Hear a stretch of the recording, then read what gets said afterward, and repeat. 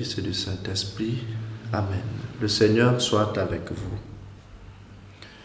Esprit Saint qui habite chaque être humain, tu viens déposer en nous ces réalités d'évangile si essentielles, la bonté du cœur et le pardon.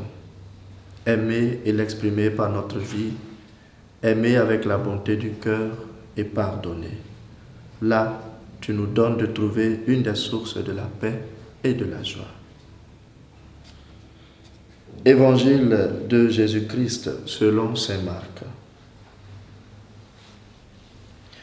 En ce temps-là, appelant la foule avec ses disciples, Jésus leur dit : « Si quelqu'un veut marcher à ma suite, qu'il renonce à lui-même, qu'il prenne sa croix et qu'il me suive. Car celui qui veut sauver sa vie la perdra, mais celui qui perdra sa vie à cause de moi et de l'Évangile la sauvera. Quel avantage, en effet, un homme a-t-il à gagner le monde entier si c'est au prix de sa vie ? Que pourrait-il donner en échange de sa vie ?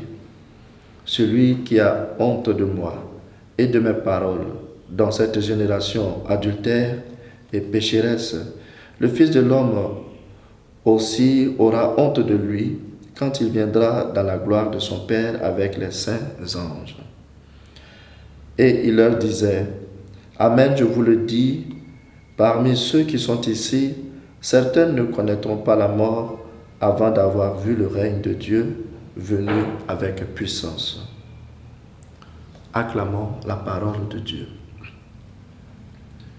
Si quelqu'un veut me suivre, qu'il prenne sa croix et me suive. Saint Jean Bosco, un prêtre qui s'est engagé toute sa vie à l'épanouissement et au salut de la jeunesse, a raconté un jour un de ses rêves.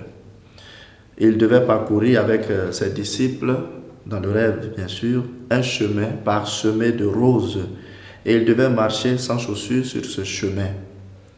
Les gens qui les voyaient les admiraient et les enviaient même. Mais au fur et à mesure qu'ils avançaient, certains abandonnaient le chemin, car ce que les autres ne voyaient pas, ce que les autres ne savaient pas, c'est qu'il y avait des épines qui blessaient les pieds de ces personnes qui marchaient sur ce chemin qui semblait un chemin de gloire. C'est ce même chemin que l'Évangile nous invite à expérimenter en marchant avec Jésus.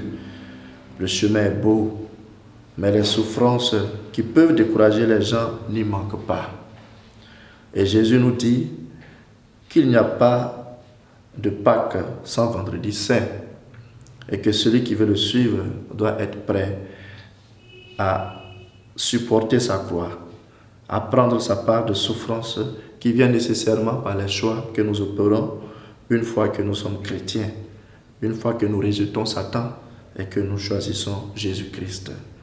Que rien ne nous décourage sur le chemin du salut, même si la croix est lourde, n'abandonnons pas.